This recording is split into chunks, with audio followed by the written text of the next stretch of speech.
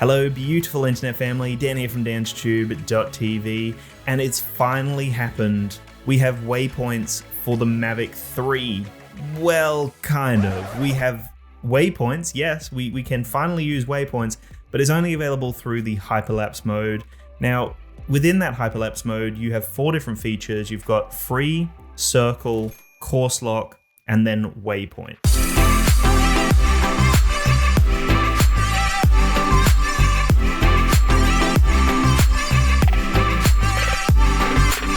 In this video, you're going to see those 4 different modes. I'm going to show you how the waypoint mode works. And in my opinion, I think the way that DJI have done the waypoints here is actually a really smart system. It's utilizing the camera feed as well as the positioning of the drone. And as you capture that picture, that basically creates a waypoint, and then you fly to another location, you can change the altitude, you can change the direction of the drone, and then as you tap the photo again, that's going to capture another waypoint. And then once you've created a plan or a waypoint mission, you then basically start it, and the drone will fly to each location and will capture, the relevant photos to make it look like a kind of interactive moving hyperlapse. So this to me is a really cool way to do it. And I think they could utilize this technology, this concept, and actually give us the option to use waypoints in a normal video mode. There's no reason why this wouldn't work in a normal video mode. And honestly, I think it's a missed opportunity here with the prosumer drone that's like taking the drone world by storm. It's such a powerful, capable drone, but it's just lacking some of those pro features that we really do deserve. If you or someone you know is new to the drone world, then I have the perfect drone course for you to pick up. It's called the Fearless Drone Academy, and it's the ultimate online drone course for beginners. It honestly has everything you need as a beginner and more. There's so much value in here, over 2.5 hours of high quality video tutorials. There's resources, there's a private Facebook group, there's tons of guidance and insights from a drone expert, and it's honestly the perfect starting point for beginners. Now, if you do want to check that out, you can use the code DansTube to save 10% off the drone course. Back to the Hyperlapse mode for the Mavic 3, and we're going to start off with the free option within Hyperlapse. And as the name suggests, it gives you as the user full freedom to shoot however you want to shoot.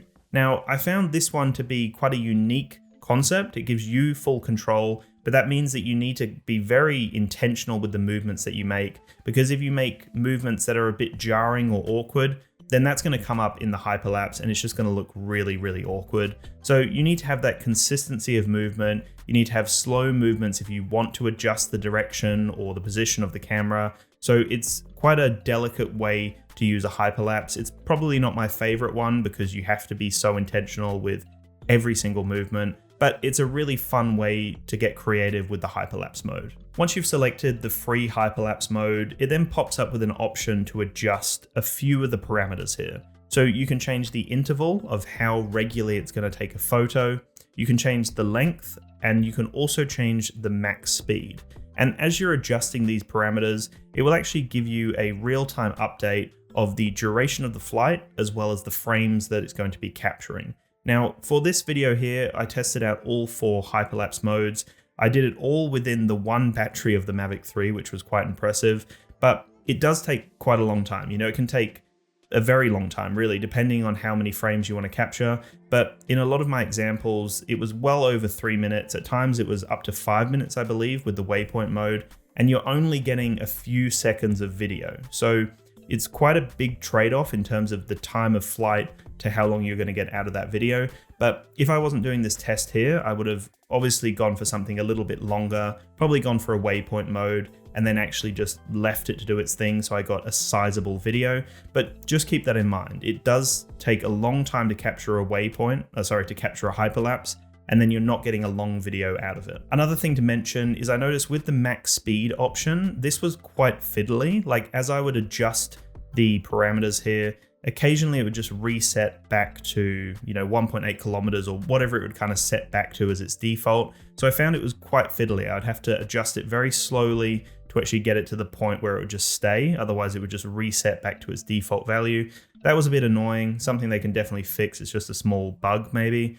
But outside of that, you've chosen your interval, length, and max speed, and then you just literally press start and the drone will start capturing photos for you. Once the hyperlapse starts, you can see that it's got a timer, it's got the frames of how many it's captured out of the 100, for example, for the free mode here. Depending on what you've set it at, it will tell you, how many photos it's captured.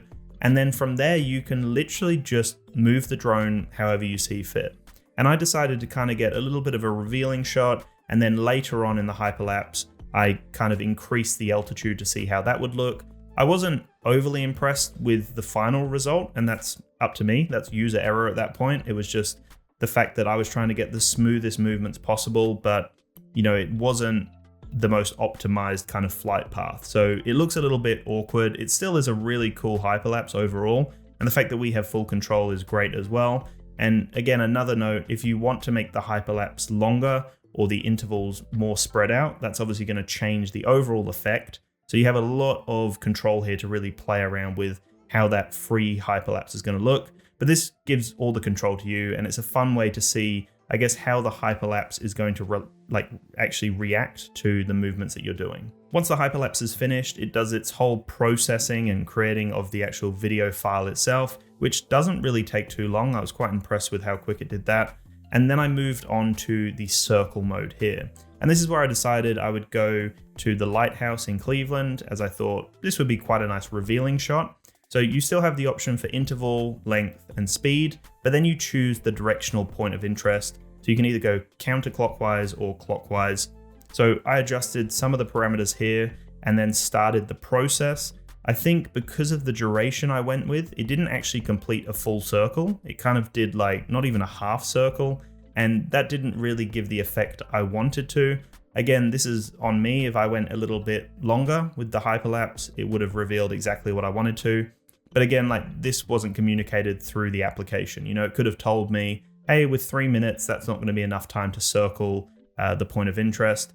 But again, that wasn't communicated to me, so I just let it do its thing. And it really only got halfway, if that. And it created an okay hyperlapse, but it wasn't ideal. I guess for me, in reflection, I noticed that a lot of the modes within hyperlapse are really up to, us as the user to play around with and start to understand exactly what each mode means and what parameters we need to put in.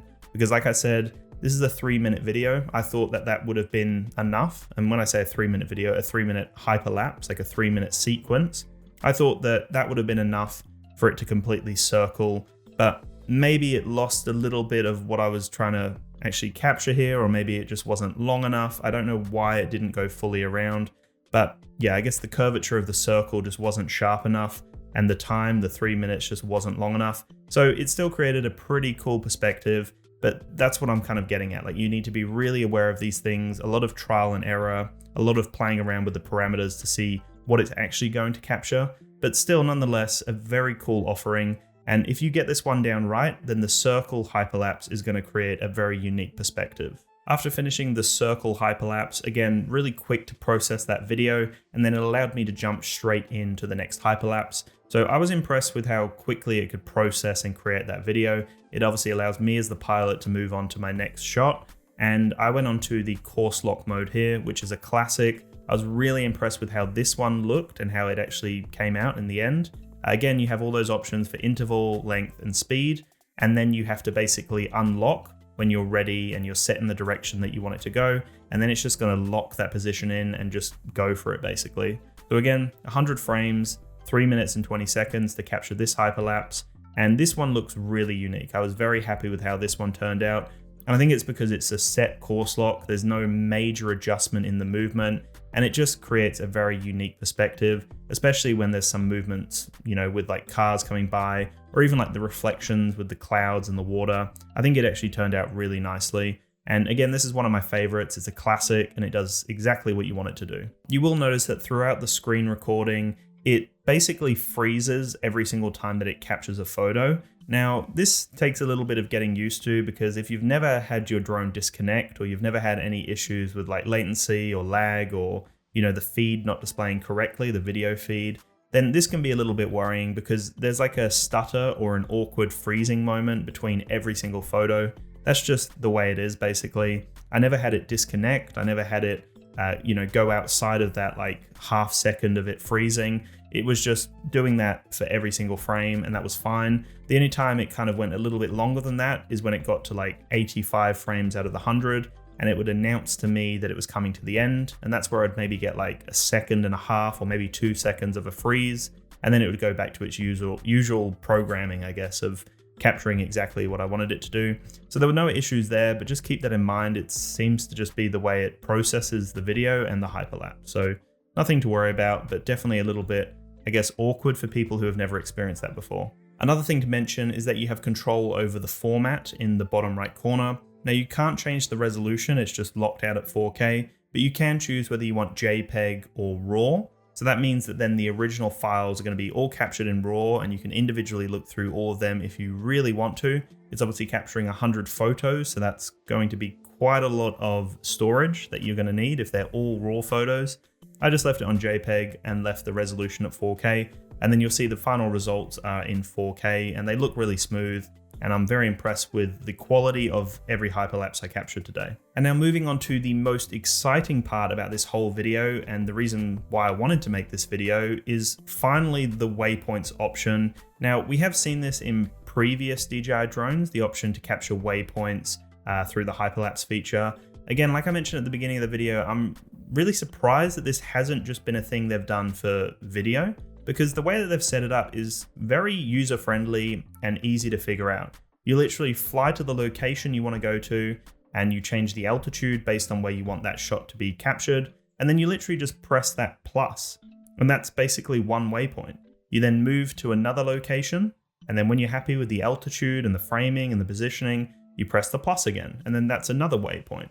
And it's literally as simple as that. You repeat that process. You can literally, decrease the altitude, you can increase the altitude, you can change the angle of the camera, you can literally do whatever you want. And then from there, it's going to figure out that these are the waypoints that it needs to fly to. And within that kind of process of going to each waypoint, it's going to capture photos to create the hyperlapse that you desire. And that's what I found so special about this mode, is that it's a perfect balance between advanced programming on DJI's behalf and a very user-friendly experience for us as the user. It's as simple as us flying to a location and pressing a plus, and then the drone itself, or the algorithm, the programming, will then figure out everything for you. So based on those 3 waypoints, it's figured out, okay, I'm gonna take 150 photos and it's gonna take 5 minutes. So that means that me as the user, I don't have to think about it anymore. I've taken the shots that I want and the framing and the positioning and the angle, everything. And then it's up to the drone now. And from there, it literally does everything for you. Does the same thing where it does the freezing between every single frame, but it did a fantastic job. It was phenomenal. This is actually probably my favorite. Well, it is my favorite hyperlapse. It's just such an impressive hyperlapse. It's got different altitudes, different angles, and it's flying in such a unique way that reveals the Cleveland point here. It looks great. Honestly, I want to see them add this to the video option. If they did the exact same thing here, where we fly to a location, press that plus, move to another spot, and then it just does it from there, that would be amazing. If we could create a unique waypoint with the Mavic 3, the technology's there, the concept is there, it's perfect. It just needs to be implemented for other options like the video mode. It's quite a weird experience for me as the pilot, just kind of watching the drone do its own thing. Obviously, I have no control as it's doing all of this, unless I'm in that free mode where I can control what I want. This waypoint mode is just doing its own thing. And for me, sitting there for 5 minutes and just keeping an eye on the drone, it's quite a weird experience because you as the pilot don't really have any control. But overall, the result that I got here was fantastic, and I'm very impressed with how that revealing shot actually kind of finalized, and it just looked great. The positions, the waypoints that I set, it hit every position perfectly, and it did a great job here. So if you haven't tested out the Waypoints mode yet in the Hyperlapse feature, then honestly, it's worth your time. It's so much fun, and there are actually a fair few people. I posted this video, the one that's capturing right now, this Waypoint mode. I posted the finalized video on a few different forums and Facebook pages, and a bunch of people said to me like, oh, I didn't even realize you could capture waypoints with the Hyperlapse mode. So a lot of people haven't even dived into this feature yet. And once you check it out and see the potential here, it does actually create a very unique video that's a nice addition to your project, or just a nice standalone video to share on social media or wherever you want to share it. But honestly, such a fun feature and a powerful feature at that. I just really want to see DJI implement this Waypoint technology into more modes, because I think it's got a lot of potential. But anyway, that's the end of this video. Very impressed with the Hyperlapse mode. The 4 different features or 4 different modes within Hyperlapse are great. They all worked great. All the results were great overall. You know, there are a few comments I made there about that free mode, but I think overall it's a really great offering with a bunch of, you know, freedom for us as the user, and well worth your time. So check it out. Let me know what you think in the comments below. Let me know if you would like to see a similar implementation of the Waypoints for the Mavic 3 video options. I would personally absolutely love that. Let's see what we can do. Let's see if we can make enough noise so that DJI maybe consider it. Maybe they already have considered it. Maybe it's coming soon. Who knows? Well, DJI probably know. Anyway, thank you so much for watching, guys. Have a fantastic day, and I'll chat to you in the next one. Peace.